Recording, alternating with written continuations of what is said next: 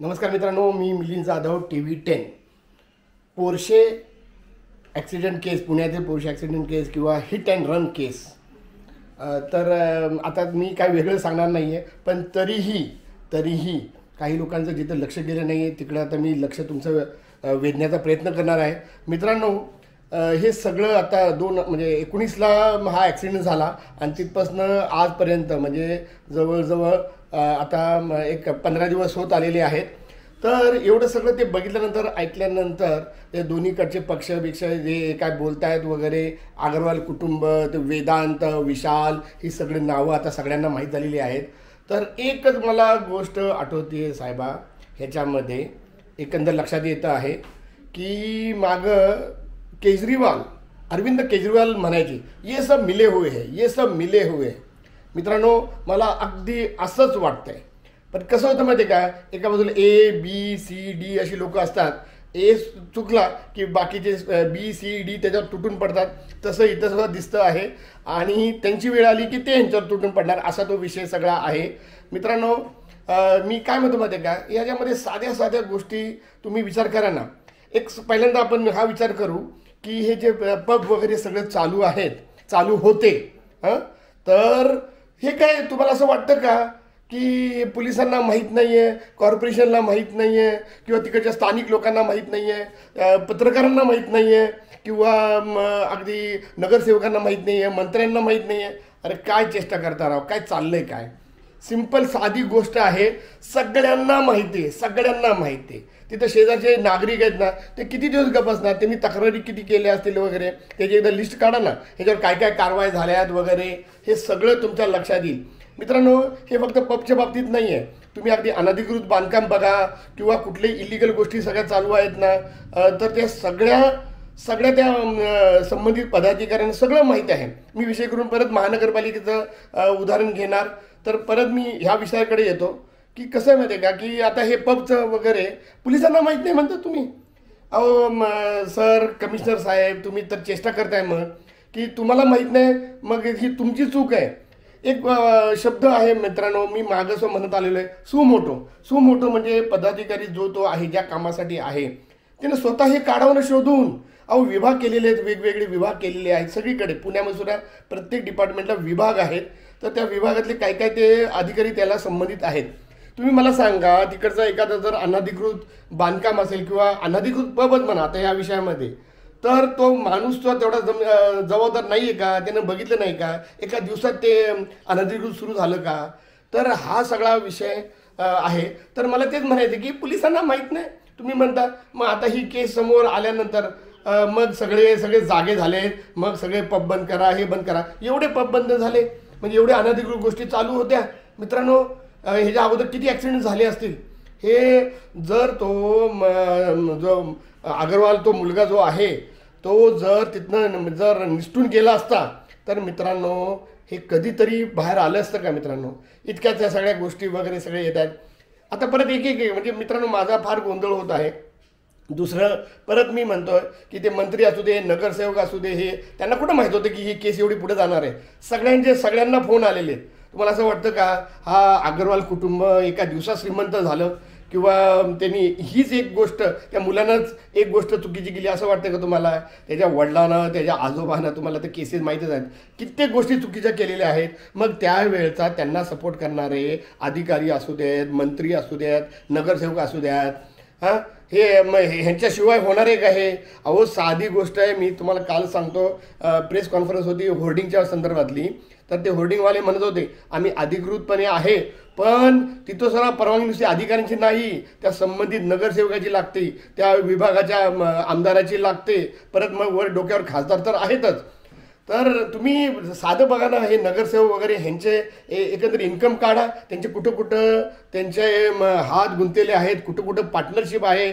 साध्या होर्डिंग, एखाद्या रस्त्याच्या कडेला बोर्ड लावायचा ना, त्याच्यामध्ये पार्टनरशिप आहे. मागच्या वेळी मी एक बाईट केलेली आहे, मी अधिकाऱ्यांची ते नावं घेणारे लोक आहेत. तर मित्रांनो, इतकी साधी गोष्ट ती आहे आणि काय घुमून फिरून करतात. परत आता तुम्ही दुसरं मी सांगतोय, आरोग्य विभागाचं महानगरपालिका असू दे नाहीतर हे प्रायव्हेट असू द्यात, अहो हे डॉक्टर लोक किती पैसे घेतात तुम्हाला माहीत नाही आहे का? डॉक्टरांना माहीत नाही आहे का? किंवा पोलिसांना माहीत नाही आहे का? किंवा महानगरपालिकेच्या अधिकाऱ्यांना माहीत नाही आहे का? तर हे सगळ्यांना माहिती आहे की 5 रुपयाची गोष्ट आहे ना, ते 50 आणि 500 कधी हे डॉक्टर लोक घेतात. एवढं चांगलं शिकून वगैरे येतात. ह्या डॉक्टरांकडे एवढा पैसा कुठून येतो? एखादा साधा गरीब डॉक्टर झाले असतो आणि मग नंतर मग तो त्याच्या मुलाच्या 1-1, 2-2 कोटी रुपये भरतो. मग ते परत डॉक्टर होतात, परत ती सायकल चालू होते. अहो हे तुम्ही काय झोपलात का? सगळ्यात चुकीचं म्हणजे ना आपणच सामान्य नागरिक. आणि त्यानंतर परत म्हणजे मी तर असं म्हणेन की मी स्वतः पत्रकार आहे, पण तरी मी माझ्या स्वतःला दोष देतो की आम्ही काय म्हणजे काय जे टाकायला पाहिजे ते टाकत नाही आहे.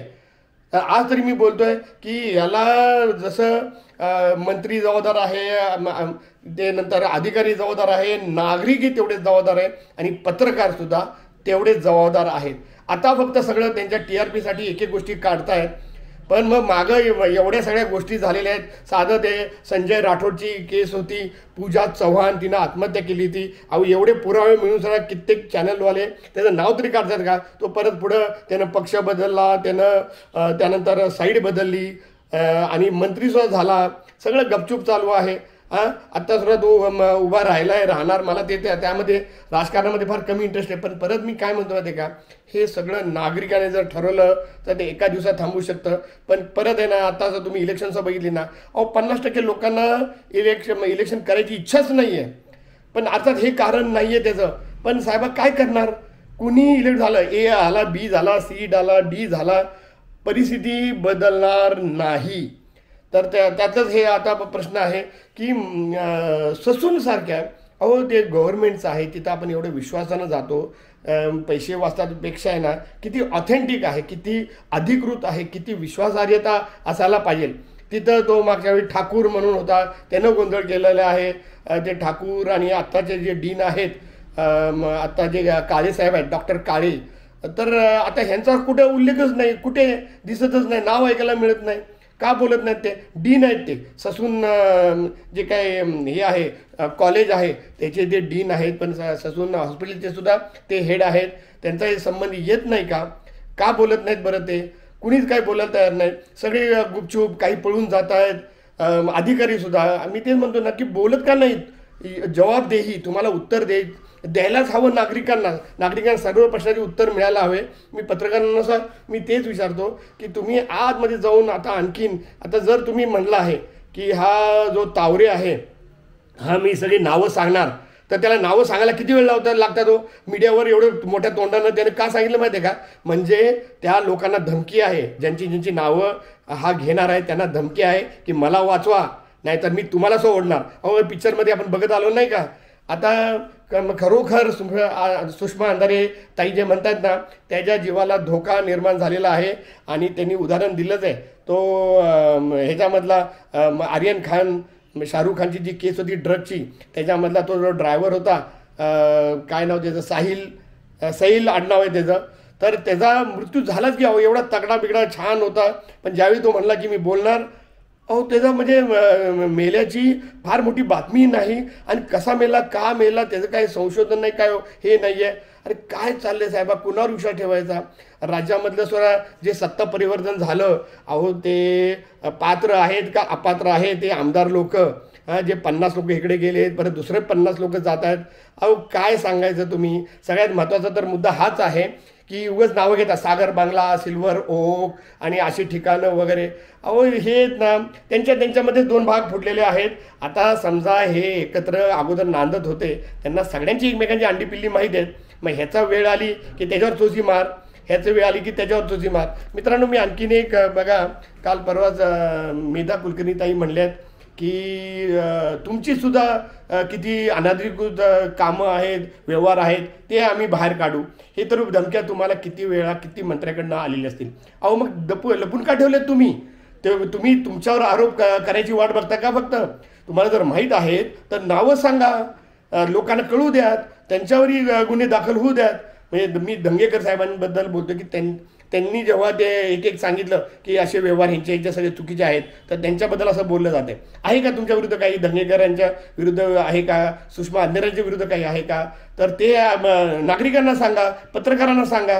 बघू आम्ही त्याच्यावरचंही करू, पण नाही तुम्हाला फक्त ते धमक्या द्यायच्या आहेत. आता हसन मुश्रीफ साहेबांनी सुद्धा धमकी दिली की मी हे करणार वगैरे. अहो त्यांनी तर सरळ मीडियावर सांगितलंच आहे की तुमचा इन्व्हॉल्वमेंट सांगा, तर मग तुम्ही धमकी कशाला देत बसला? सरळ त्यांच्यावर गुन्हा दाखल करू शकता तुम्ही. त्याचबरोबर हे जे आरोप करतात ना, तर खरोखर हे फार महत्त्वाचं आहे की तुमच्याकडे आता धंगेकर साहेबांनी सरळ ते पोलीस उच्च अधिकारी होते त्याच्यासमोर ते म्हणत आहेत, अहो तुम्हाला माझ्या जास्त समजतं का हे वगैरे असं म्हणलेत. अहो तुम्ही काय म्हणा माहिती आहे का, तो खोटं बोलतो म्हणजे तुम्ही खोटं बोलताय का खरं बोलताय याचं तुम्ही पुरावा द्या ना, आणि त्याच पोलिसांच्या समोर तुम्ही तिथं FIR लिहा ना तुम्ही. मग हे का करत नाही बरं तुम्ही? नुसती लिस्ट घेऊन काय उपयोग आहे? ही लिस्ट काय ऑथेंटिक आहे का? तुम्ही नावं घेतली 2-3, काय पुरावा आहे तुमच्याकडं? तुमच्याकडे व्हिडिओ आहे म्हणतात, मग तुम्ही का दाखवत नाही बरं? मीडियाला बाकी सगळे एवढं सांगता, द्या मीडियाला सगळे व्हिडिओ पाठवा. तर मित्रांनो हे सगळं बघितल्यानंतर ऐकल्यानंतर मी एवढंच म्हणेन परत केजरीवालचं ये सब मिले हुए है. सगळ्यात ह्यामध्ये मला असं दिसतंय की सगळ्यात जे कमी बोलत आहेत ना ते बिचारे जे काय विक्टम्स आहेत, ज्या 2 मुलांचे मृत्यू झालेले आहे या घटनेमध्ये, त्यांचे आई वडील वगैरे ते सुरुवातीला बोलले, त्यानंतर ते कुठेही दिसत नाही आहेत. म्हणजे ते मेलेले ह्यांना न्याय मिळावा वगैरे हा उद्देशच कुठे दिसत नाही आहे. फक्त आता हे सापडले तर ह्यांच्यावर ते तुटून पडत आहेत. आणि तुम्हाला काय वाटतं साहेब, तुम्हाला असं वाटतं का की त्या मुलाला किंवा त्या मुलाच्या वडिलाला, अग्रवाल कुटुंब म्हणतोय, यांना शिक्षा होणार आहे? या सगळ्यांचं लक्ष त्यांच्या पैशांवरच आहेत. जसं तावरेनं सुद्धा पैसे घेतले, अर्थात त्याच्या खालच्याने घेतले 3 लाख, म्हणजे तावरेचं डील काय असेल याची कल्पनाच करणं. आणि तो म्हणतोय की मी नावं सांगणार. अरे बाबा, तुला जर एकानं फोन करून सांगितलं शेण खा, तर तू शेण कशाला खातोस? आता खाल्लंच ना तू, तर ते नावं घे ना, पहिल्यांदा घे, म्हणजे आम्हाला लोकांना असं कळेल की तू कुणाचं ऐकून शेण खाल्लं आणि असे किती लोकांना ही लोक हे करतायत. आणि त्याचबरोबर तुला तर शिक्षा होणारच मित्रा, तू यातनं काय वाचत नाही. त्याचबरोबर मला मित्रांनो आणखीनही वाटतं की ही एवढी मोठी नावं आहेत, हे काय फक्त पैशासाठी करत असतील असं वाटतं का तुम्हाला? यांना जीवाची भीतीसुद्धा दाखवली जात असेल. मी बऱ्याच अधिकाऱ्यांना भेटलेलो आहे, त्यांचा गोंधळ आहे. ते काय म्हणतात, मला करप्शन करायचं नाही, पण करप्शन नाही केलं तर मी त्या लिंकमधनं बाहेर पडतो, त्यानंतर मला त्रास होऊ शकतो, माझी बदल्या होऊ शकतात. तुकाराम मुंडेंची केस तुम्हाला माहीतच आहे. तर मित्रांनो ह्याच्यामध्ये किती बदल होईल, काय बदल होईल याबद्दल मी फार साशंक आहे. वाईट वाटतं मित्रांनो, पण तरीही नागरिकांनी जर ठरवलं तर कुठल्याही परिस्थितीत तो एकटा पुढे येऊ शकतो. मित्रांनो मी मिलिंद जाधव TV10 मी असं ठरवलेलं आहे की जेवढं आपल्यातर्फे माहिती येते तेवढी ती पुढे लोकांच्या समोर आणायची. आणि त्यासाठी अक्षरशः प्रत्येक अधिकाऱ्यांनी, मी महानगरपालिकेची गोष्ट करतोय, मी अगदी रिक्वेस्ट करत असतो, पाया पडत असतो, प्लीज बोला, कारण की तुम्ही बोलल्याशिवाय ती माहिती लोकांपर्यंत पोहोचणार नाही. तर अशी सगळी विषय आहे, मला याच्यावर जास्त बोलायचं नाही. पण तरीही मी तुम्हाला प्रॉमिस करतो की ड्रंक अँड ड्राईव्ह म्हणा किंवा हिट अँड रन केस म्हणा किंवा पोर्शे ॲक्सिडेंट केस पुणे, ही मी तुम्हाला अगदी रोज नाही पण एक आठवड्यानं अपडेट देणार आहे. आणि हे पुढचे म्हणजे 1 वर्षापर्यंत मी करणार आहे. आणि 1 वर्षानंतर ते फ्रिक्वेन्सी जरा मी अपडेट द्यायची जरा वाढेल, कारण का दुसरेचा विषय आहेत. पण माझा असा अंदाज आहे मित्रांनो की याचा म्हणजे लोकांची मेमरी फार कमी असते. तुम्ही म्हणतो ना जास्त वाट बघायची गरज नाही. 4 तारखेनंतर 4 जून नंतरच ना सगळे बरं ते कोण आलं कोण नाही आलं ह्याच्यामध्ये गुंतणार आहे आणि हा विषय मागे पडणार आहे. आणि मग मागे पडला की मग हे अग्रवाल जे शांत आहेत त्यांना माहिती आहेत हे यातल्या सवयीचे आहेत, हा गुन्हा काय आणि एवढ्या मोठ्या प्रकारचा गुन्हा काय पहिल्यांदा केलेला नाही आहे. ह्यावेळी ते लोकांच्या नजरेत आलेले आहेत, पण हे ते त्या फॅमिलीला सवय झालेली आहे. आणि ते आता म्हणजे त्याला म्हणतात ना की असे गुन्हे करणं आणि त्यातनं सुटणं हे सुद्धा एक व्यसन आहे. तर ते त्याच्या व्यसनी झालेले आहेत. आणि 100% सांगतोय, माझं भाकीत आहे का 1 वर्षानंतर ह्याचा फॉलोअप आपण घेणार आहोत. 1 वर्षानंतर तुमच्या असं लक्षात येईल की फक्त अटकेत बिटकेत असेल पण काहीही त्याच्या पुढं झालेलं नसेल, शिक्षा झालेली नसेल. अटकेत असेल तर ह्यांना बिर्याणी वगैरे मोबाईल सगळं पब तिकडं आणून ठेवतील ही लोक. हे काय आपण काय अगोदर बघितलं आहे पिक्चरमध्ये आपण बघतोच की साहेबा. तर आणि ते आपल्याला कळणार सुद्धा नाही पुढे, इथनं पुढे मीडियासोरे ह्याच्याबद्दल किती दाखवतील ते काही सांगता येत नाही. तर तेच म्हणतो आहे की आपण याचा फॉलोअप घेणार आहोत, पण मला आशा फार कमी आहे. तरी आमच्याशी जुळून राहा आणि कॉमेंट करा तुम्हाला काय वाटतं. आणि नुसतं ते एवढी कॉमेंट करू नका, म्हणजे भाग घ्या, ह्या सगळ्या मिशनमध्ये भाग घ्या. मी मिलिंद जाधव आणि तुम्ही बघत आहात TV10.